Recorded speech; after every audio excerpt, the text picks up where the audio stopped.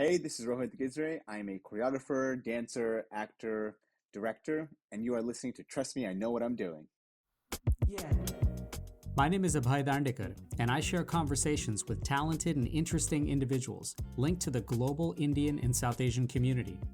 It's informal and informative, adding insights to our evolving cultural expressions, where each person can proudly say, "Trust me, I know what I'm doing." Hi, everyone. On this episode of Trust Me, I Know What I'm Doing, we share a conversation with choreographer and dancer Rohit Gijare. Stay tuned.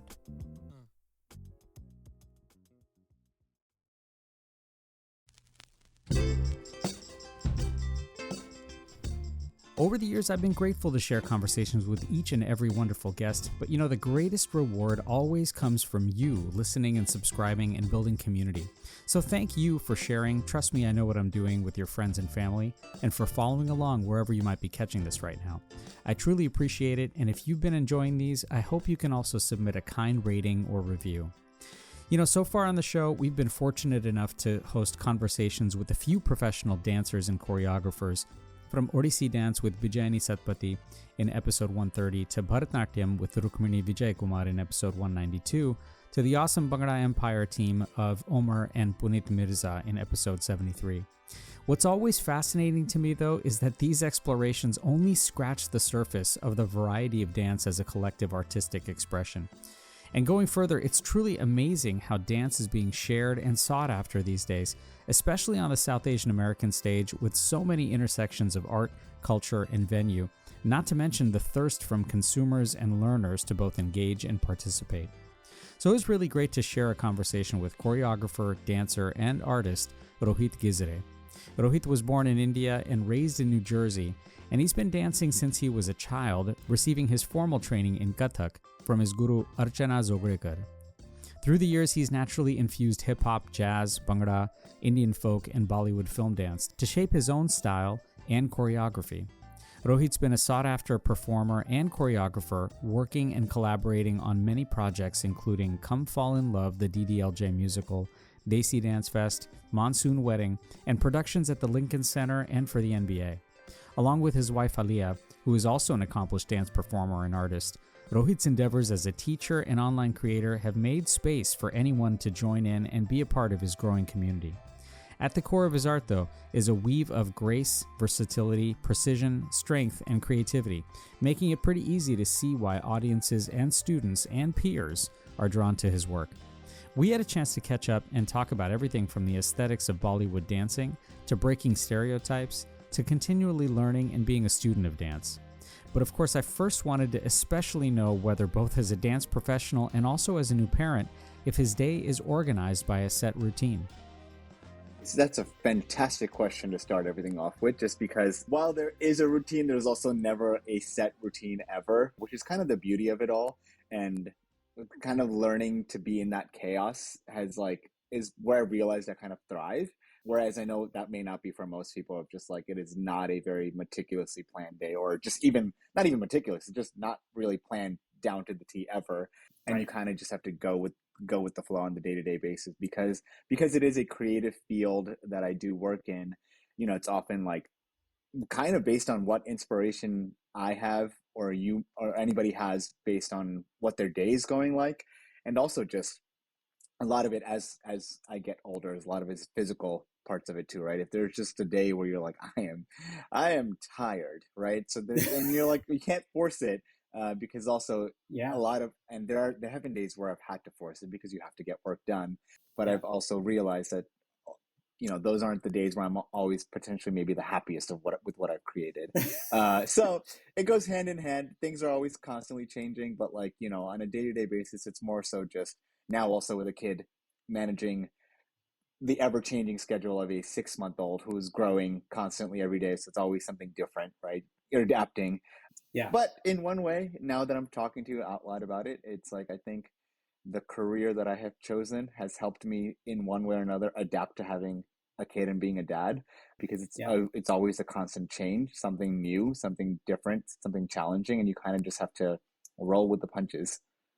I was going to say, I wonder if that sort of lends itself to harmonizing everything and rolling with it, just because you have to adapt. You have to be someone who can roll with things and be resilient with that and really flex up or down, given whether it's being a parent, whether it's actually creating.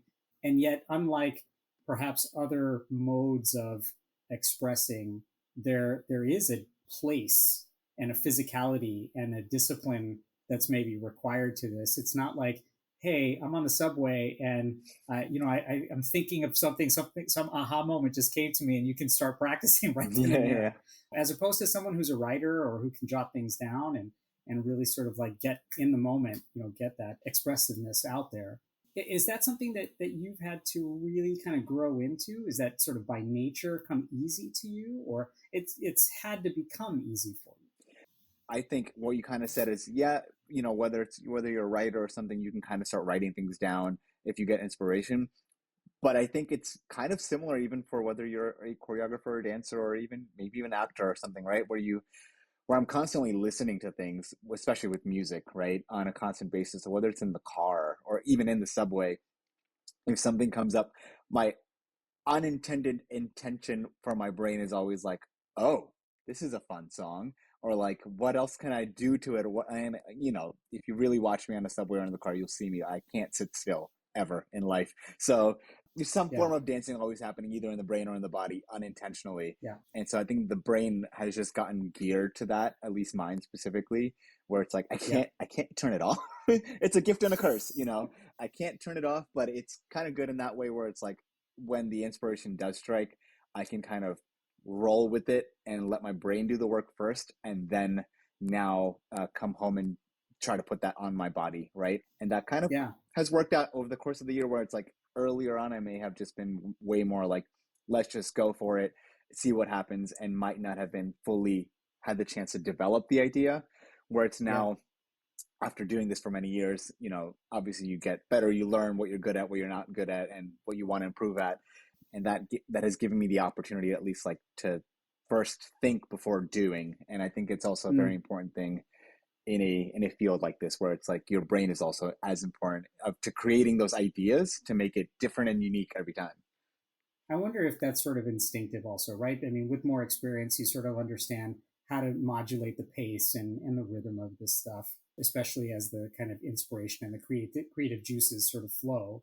I'm curious, what have been some of the maybe more unexpected sources of inspiration as a choreographer, or even kind of like the serendipitous moments that happen where you sort of think of a move, or you think of an expression, or you think of some mode of dance that, again, is a surprise. What have been some of those maybe real unexpected surprising sources of inspiration?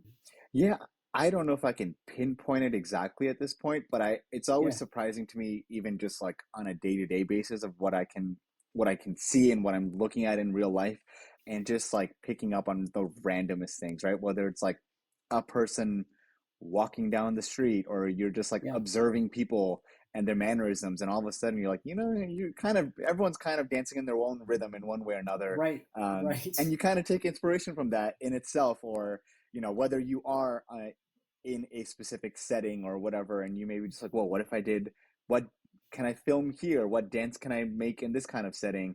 Would it be Yeah, this kind of theme? Would it be very like old school, new school? And your brain is kind of always just churning in that sense of like looking at your surroundings just to find different ways. mm, Because yeah, a lot of times you are kind of working individually until you're yeah. working on bigger projects or things of that nature. So I think it's always a fun exercise to kind of just like look outward rather than here all the time, because you're always just Yeah. dancing with yourself, right? So it's hard to make sure you break out of your own shell to not make it monotonous for yourself. And you know what, as you have, developed and you continue that sort of march towards perfection, do you find that like the more developed you get as a dancer, as a choreographer, that you actually have become a better observer of dance? Like when you watch others dance, or when you even are making just observations, like you become better at taking notice of those nuances and really kind of perfect the art of observation. Yeah, I fully agree with that. I think earlier on, it's so much more of like, I need to do this, I need to do that, I need to get better, I need to make sure I'm consistently improving. And while that is Yeah. still the goal today, I think the way to improve and perfect, quote unquote, perfect, right? Like, whatever, however much we can perfect, as much as we want to Right. perfect, is actually, yeah, watching other people. And even just prime examples, just even within any class that I teach, my favorite thing to do, honestly, is like setting the choreography, giving it to people, and then like the last 30, 40 minutes, just like watching people, right? Because I Mm. think the choices people make in a class or within just any choreography, or just like watching a dancer or a choreographer make something to a specific song that you might like, you're like, oh, I would have never moved like that, right? Like it's, Right. you Yeah. literally thought of something where my body or brain doesn't even go. Or somebody does something where you're like, oh my god, that's a move that, like, how did I not think of that? Oh, all the time, right? Yeah. It's always like, Yeah. oh man, I wish I thought of that. But it's also like it's like a good form of like, okay, now I'm inspired to like think of it in a different way when I Yeah. hear something else and try to really push myself out of my own comfort zone, which is always hard, Yeah. but that's always the goal.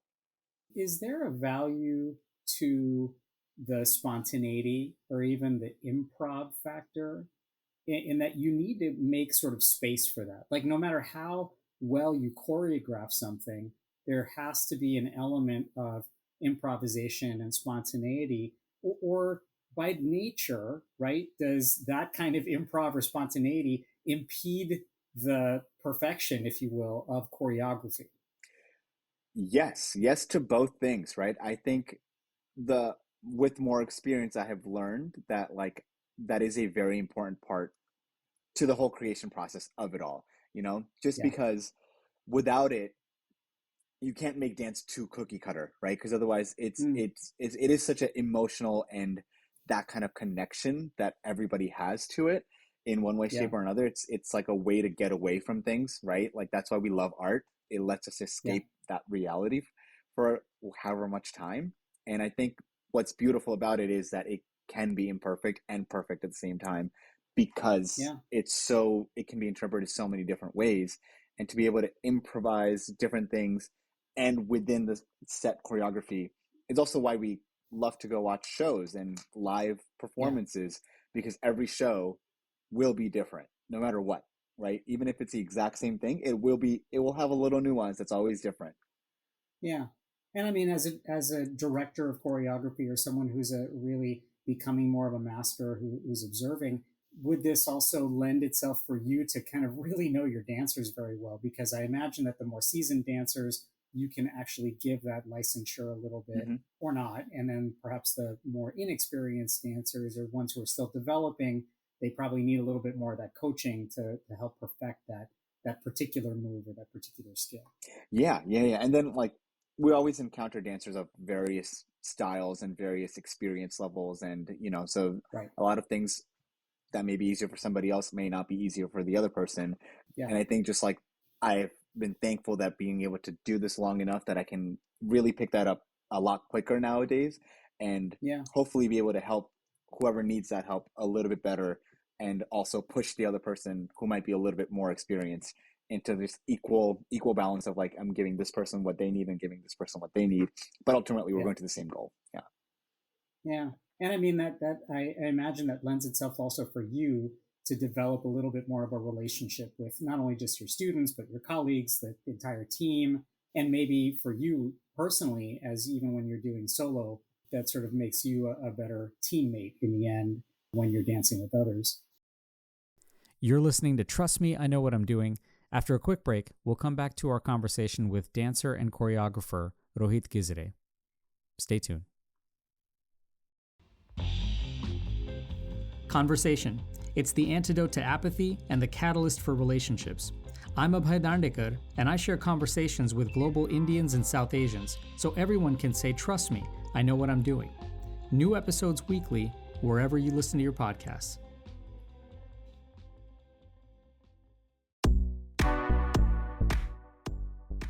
Hi, I'm Congresswoman Pramila Jayapal, and you are listening to Trust Me, I Know What I'm Doing.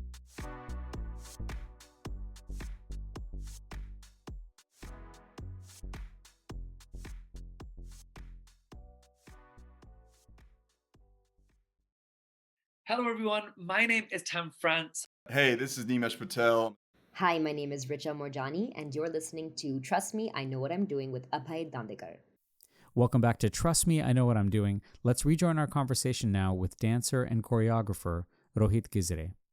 Yeah, I'm curious about one thing. Bollywood and Indian dance, particularly in 2024, and I'm sure, this has been something that's not necessarily brand new, but particularly nowadays seems like, it's this glorious khichdi of styles, right? Like it's so many different styles of dance, and there's really no wrong answer ever, right? When every style has been kind of fused together to make some new creative artistic expression, does it make it hard to then find a definition of of what aesthetically is quote unquote good? Yeah, that's a very good question. I do think so, and it's also hard, right? Because in dance space and art space, a lot of times, especially South Asian dance space, right? And I mean this from the Yeah, best perspective of like we don't have, especially in America, enough professional full-time creators, artists, and that are right. identify as South Asians, right? And Yeah, so with that, the pool is already small. While it may sure. seem big from the outside, those of us that are doing it as like on a very like consistent professional basis, we all know each other like very Yep, well. And it is a yep. very small world that looks very big, but which also lends itself to, because there are so many dancers who did not get the opportunity for whatever reason Mm, post college or post high school that are still trying to get into this. It is hard to also differentiate who is a professional and who is not a professional, and the right. lines are blurry there. But I always Yeah. say it's, the more you are able to watch, the more you're able to see actual performers and artists of that nature, it becomes more and more clear of like who is doing what for what intentions, I guess, or like what the purpose Mm, behind their reasoning for doing certain things. And there's nothing wrong with either avenue, right? But I think it's just more yeah. as we said, observation lends itself to the craft of like, I know this person is on this journey to become this kind of performer or artist, Yeah. and this person is doing it for XYZ other reasons because that's what they can do at this moment, right? It's cool to see the juxtaposition of it. And while it is a big khichdi, as we say, Yeah. it does have ways of differentiating the two of like who is doing what in which specific professional standards. Does it make you then, for trying to judge aesthetics, if you will, of like what's something that's presentable or what's something that, hey, this is something that absolutely needs to make it out there versus, hey, this is something that sort of is on the cutting floor, if you will? Mm-hmm. For you, then, does it make it harder to make those judgments because of the nature of so many different styles and it being a pretty small yet tight community? Mm-hmm. Mm-hmm. I mean, again, I'm not the judge of any of that, right? In the sense Yeah, of like, I don't think it's my place to do that for anybody. sure. While I know that like all I can really control is the work that I can put out there and the work that I Right. believe stands true to what I've been trained in, what I can continue to train in, what I can continue to get better with. From that standpoint of view, I think the only thing I really focus on is like, I can only control what I can control.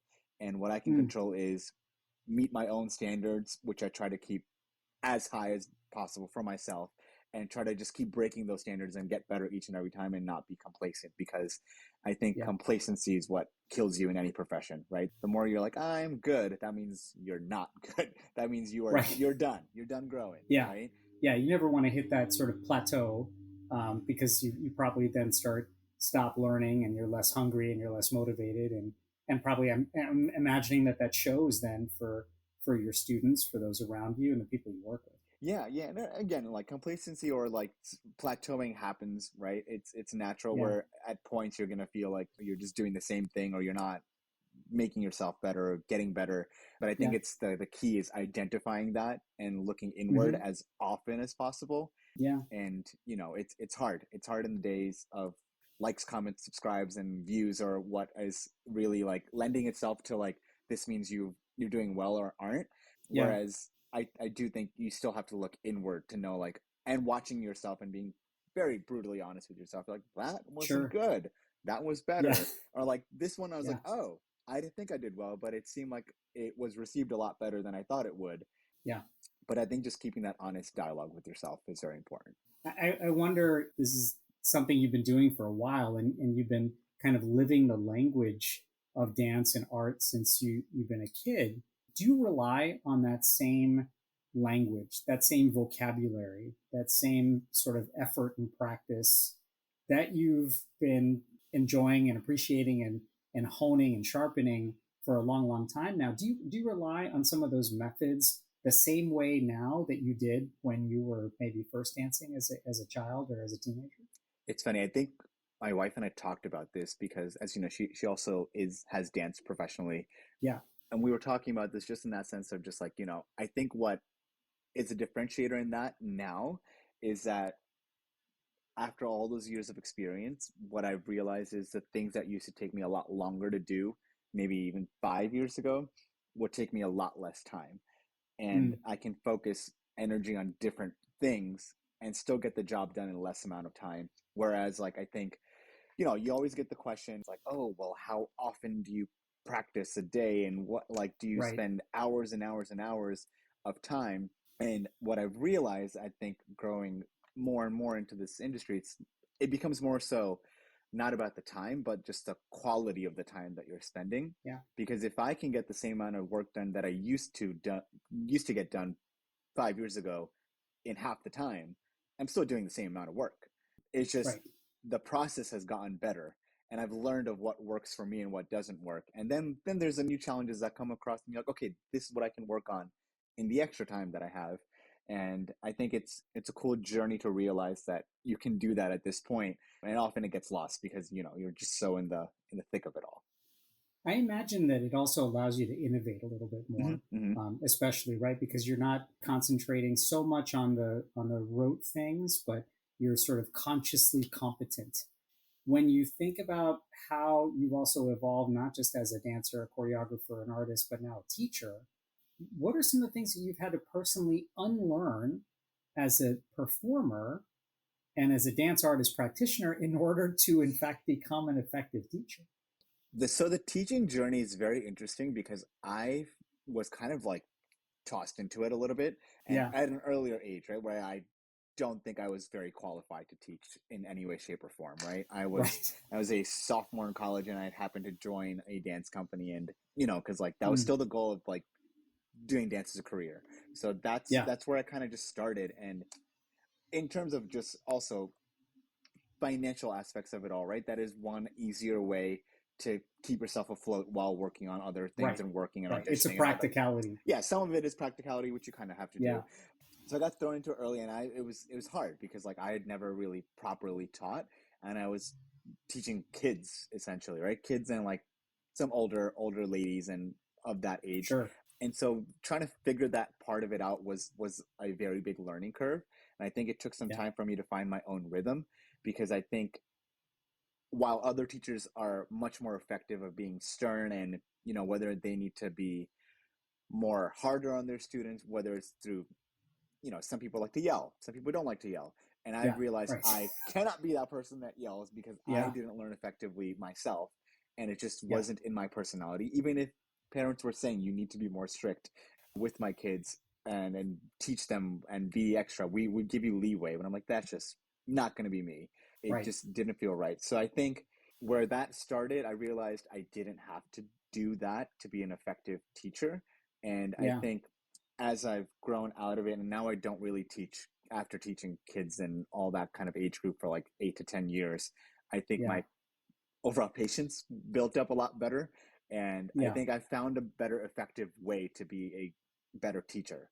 And obviously, that is Sure. still a journey of still being a better teacher no matter what, right? But I think it lends itself to now when I'm able to do all these wonderful opportunities and teaching globally, which is insanity to even think about and say it out loud. And Yeah. people Yeah. and people come and people are excited to come learn from me, which is just again mind-boggling.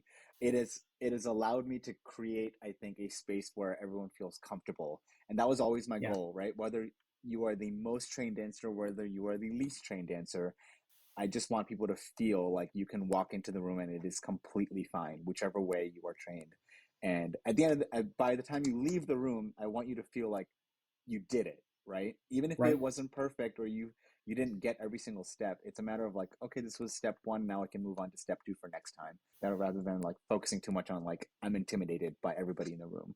It's always funny because people have this, I guess, impression or perception, wrong or right, that somehow a truly effective teacher, and especially with something that has so much rigid tradition behind it, that there has to be this boundary setting meanness, if you will.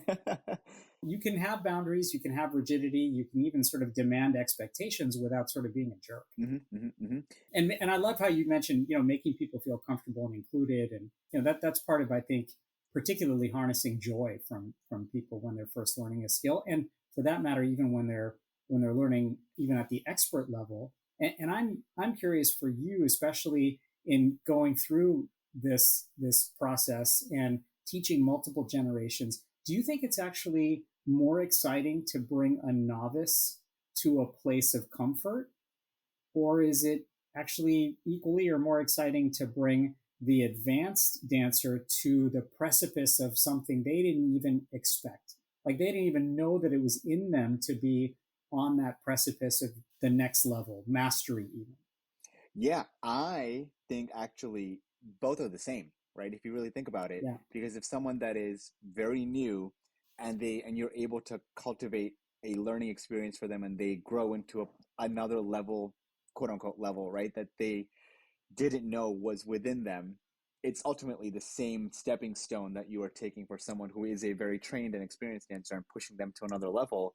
And that feeling is the same ultimately, Mm, because you have found a way to push them past their own limit that yeah. maybe neither of you knew that other Right. person how much there Right. was, right? And then when that does happen, it's fantastic because I think it also allows me to grow because then I know how much I can push myself even more. Mm, And I always say this in class, and it's cliched, but I'm like, hey, I truly do learn so much more in class just by teaching. I'm learning just by watching people, just by seeing how they like are absorbing information and just mm, seeing that actual like change from like this is where they started to like this is where they are now, and like the shift in confidence and the shift in just so many little things that people may not notice on a day-to-day basis, but if I'm seeing them regularly, I'm like, yeah, wow, you're there. You look just at don't that. realize Yeah. it. Yeah, look at that, right? I didn't Yeah. even do much, but you just did it. And Right. it's truly a cool thing to see whether most beginner dancer, most experienced dancer, someone in the middle, it doesn't matter. I think just Yeah. seeing that growth is very magical. Well, and it's such a different pace and synchrony when the knowledge and the access to the knowledge is so democratized, right? I Mm-hmm. mean, your moves are visible, they're on the internet, they're on social media, they're available for people to copy and Yeah. duplicate. And yet there's something very, very different about coaching someone in person or watching them live or seeing a performance or even having someone take you through the steps of this. And I imagine that that's pretty gratifying, particularly as a teacher and a choreographer, but just, for the art in general to survive. Yeah. I mean, dance is very in-person, community-driven Yeah. thing, right? Even if it's right now fancy and shows and all that kind of stuff, but dance really started in communities, right? With Yeah. like folk dancing and party dancing and all of that kind of stuff. Right. And now it has become this massive thing, which is incredible. Yeah. But ultimately, the root of it, it comes down to that. So I think it is very, very gratifying to like be able to still hold that connection on a regular basis while still being able to work in the industry. Yeah. And having the best of both is what I've always wanted. And I can't Right. have just one. I need both because I think that's just more gratifying for me on a selfish level because I want to be able to communicate and connect with everyday dancers and Yep. also work in the professional spaces that I've worked and trained for. And it's an ongoing dialogue, right? Because that community always starts with a community of one, Yeah. right? Yeah. Whether it's, you start out yourself, you got to have something in you that motivates you, and hopefully practice and building more community around you with other dancers, other teachers, other choreographers, probably. From a choreographer's perspective, at least, why are projects like the DDLJ musical, Come Fall in Love, necessary for both American and Indian dance and dance expression and musical theater to actually grow, expand, thrive? I mean, why do we need this stuff? Oh, we need it for, I would say, current generation, past generation, upcoming generation to understand the scale at which these things can be done, are Mm-hmm. being done, and also allows, I think, just older generations to feel comfortable that this is a viable career, right? There are Yeah. things that are happening, and even if they're not happening on a regular basis, because it will take time for that to become a mainstream everyday thing, but it Yeah. is happening. And I think if their child wants to do this as their professional career, it is, now is the time even more than ever. Like, it doesn't even matter whether these things are, I would always say it doesn't matter if these things are happening or not, right? Because if that child doesn't do it, maybe that's the kid that ends up making these things happen, right? But right now Yep. things are happening, so the importance is that because they are happening, there's an actual thing to look at and be like, hey, well, my kid can actually end up on a Broadway show, in a Mm. movie, because there Right. is so much new representation which is being taken into account, and hopefully it continues to grow in that trend even more and more, Yep. as we did not see it in the past. And so there were rightful concerns, right, of like, where are you getting money, how are you going to hold yourself Right. up, Yeah. rightful concerns, but also like, until it's done, no one knows. And if we keep saying no, then no one will do it. And then, so I think it's Yeah. very important why, shows such as Come Fall in Love and Monsoon Wedding and all these movies created by South Asian directors and actors are being made to high scale, because I think that is the most important thing for the world to see, that like, hey, we can do it too. Mm.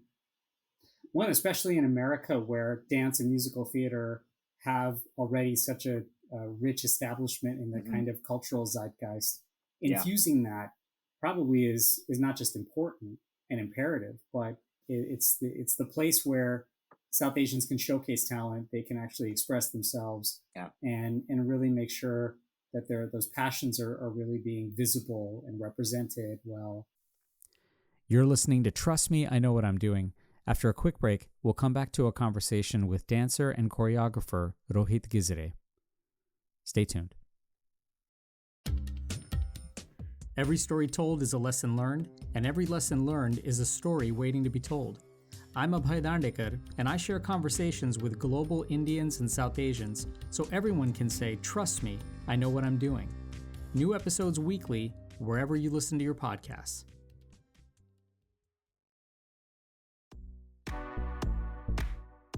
Hi, I'm Lily Singh, and you're listening to Trust Me, I Know What I'm Doing.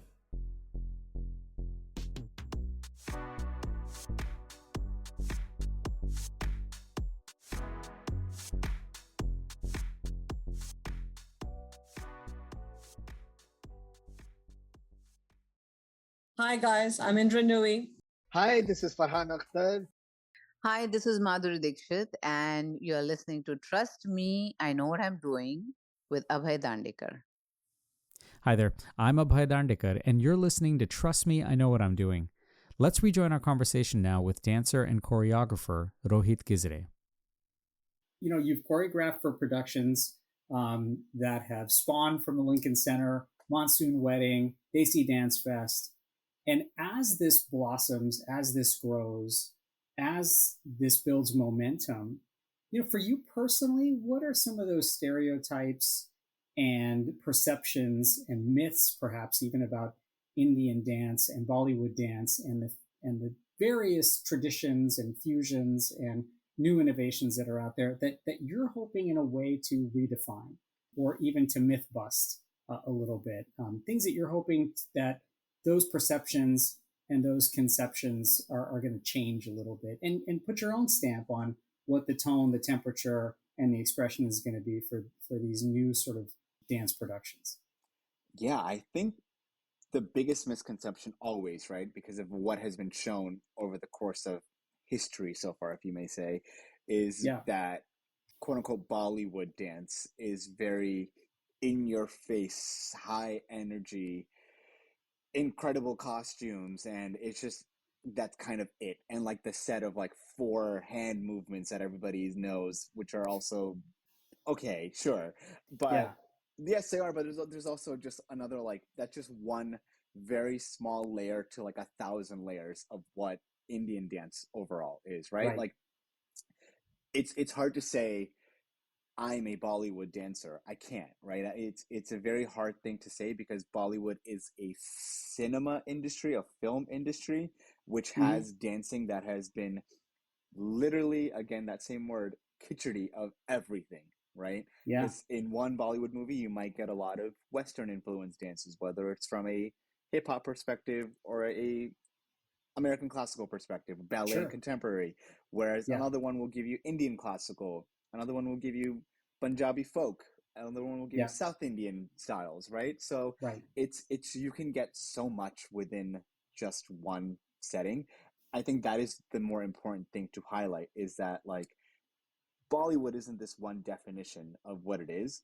There are just so many more different things that to it, and Yeah. there's just so many beautiful aspects to just Indian dance overall. Right. And I think to shed that stigma of like this is like in this box is what Bollywood is what we're saying, whereas actually or Indian dances, whereas actually Yeah. no, it is much more intricate. It is much more complex.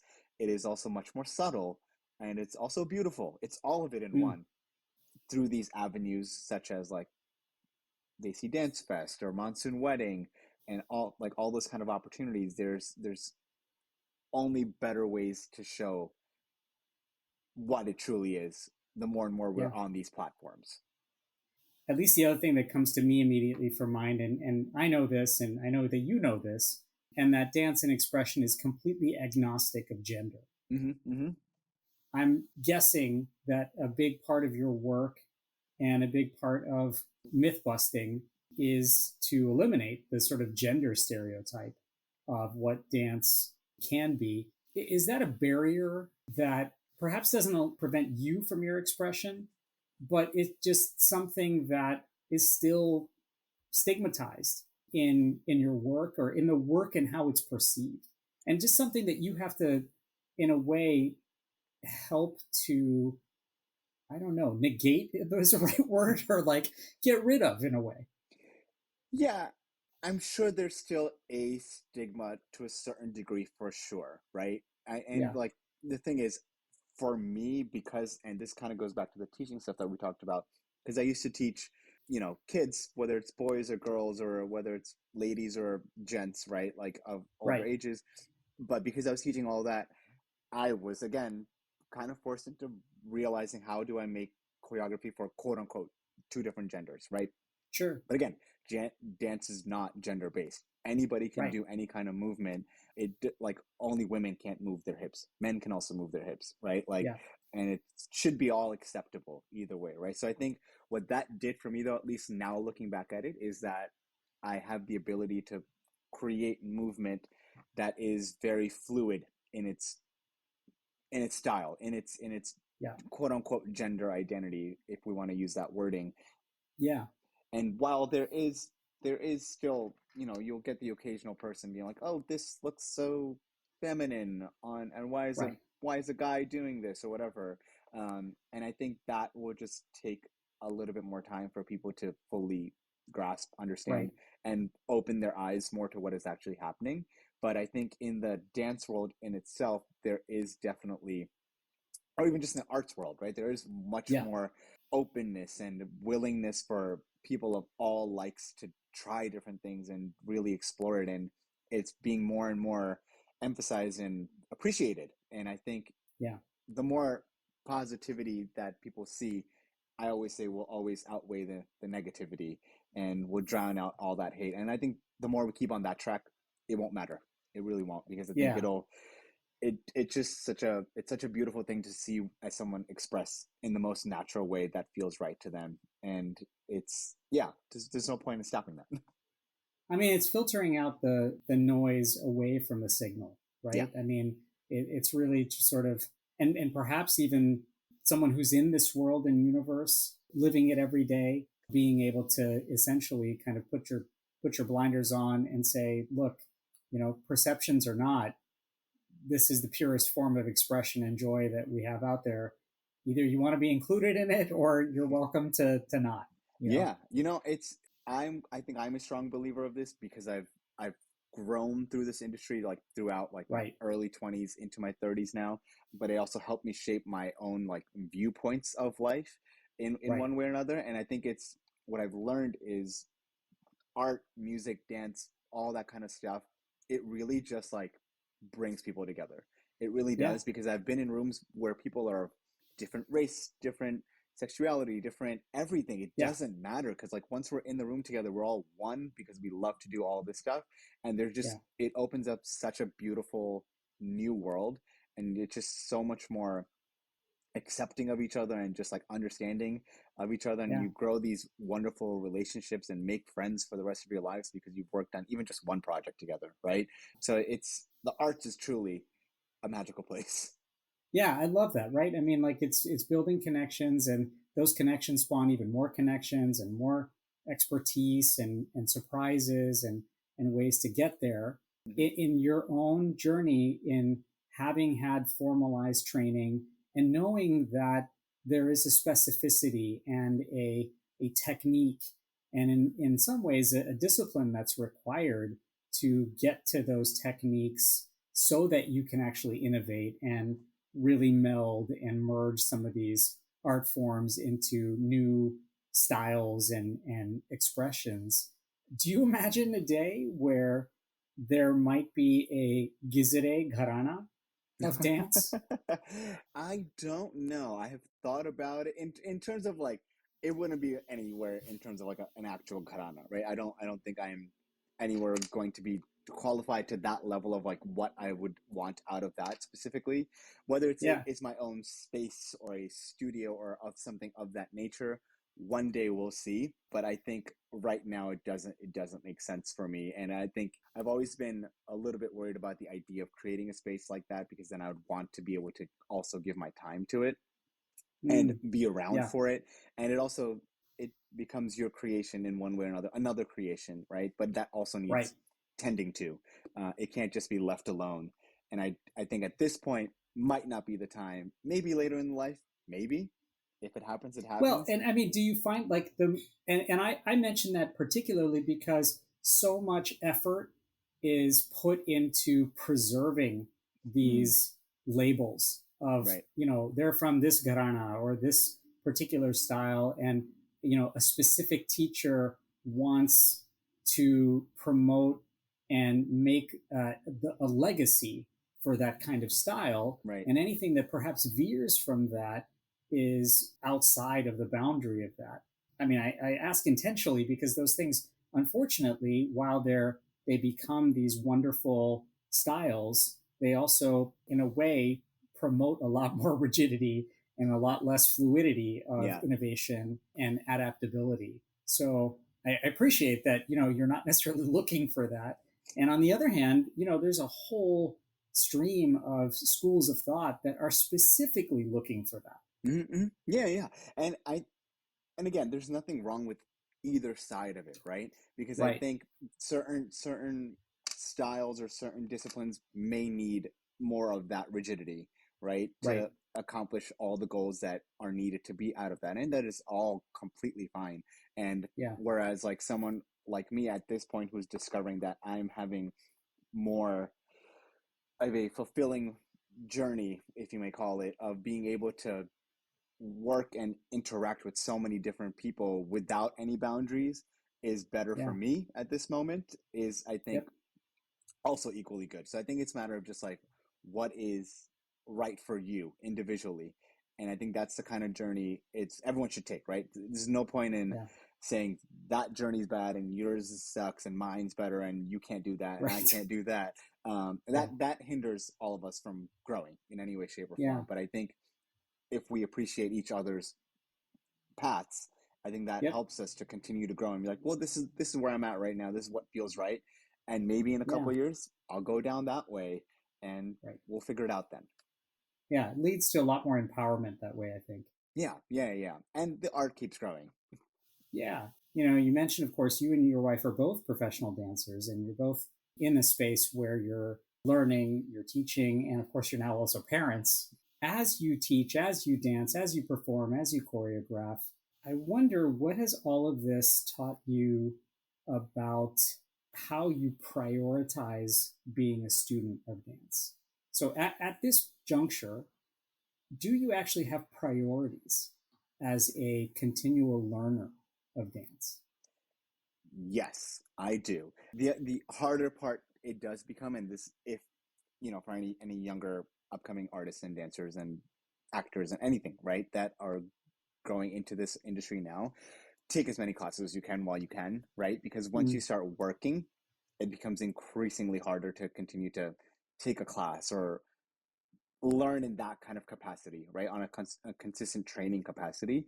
But yes, there's still ways to learn, whether it's, as we said, observing other people, just watching different things. So I think we try to make an active effort to at least go see as many shows throughout the year as possible, right? And live performances, whether it's in a theater, whether it's a Broadway show, off-Broadway show, or if it's just a small little show that somebody's doing, big or small, it doesn't matter. I think it's very important, if we can't physically continuously take a class or do all these things, is to actively go see what work is being created, because then it opens your eyes to many different things of like, whoa, this person did that. Wow, how'd they do that? And so I think it's very important to find ways to continuously at least train your brain and learn different little small things, even on a daily basis, right? Whether you're like, I want to learn to do 4 turns today, 4 spins or 4 checkers, right? And I couldn't do that 2 weeks ago or whatever. And it's a small little thing that you can work on. So I think just finding small goals also helps to continue to grow, because I feel like you have to continue to grow in this industry that is ever changing on a snap of a finger. Something that worked today will not work tomorrow. And you always have to just stay on your toes no matter what, because then you're going to get left behind, and you don't want to get left behind. I mean, for someone who's not leaving many others behind and being very inclusive and innovating and expressing in brand new ways, and most importantly, really continuing to be a great proponent of dance. This was really an amazing, fun chat, and I hope we can catch up with you down the road. Yes, we definitely will. And when I come to California, there you go. Thanks again, Rohit. And California certainly welcomes you. Just as a reminder to everyone that we need to be more aware of our mental health needs and the needs of those around us. So if you live in the U.S., please seek out a mental health professional near you, or call or text 988 if you or someone you know is in need of more urgent help. Shout out to the Kulkarnis and the Elmans for a lovely wedding, and please try and practice a random act of kindness on a friend, a neighbor, a stranger, and definitely on the planet. Till next time, I'm Abhay Dandekar.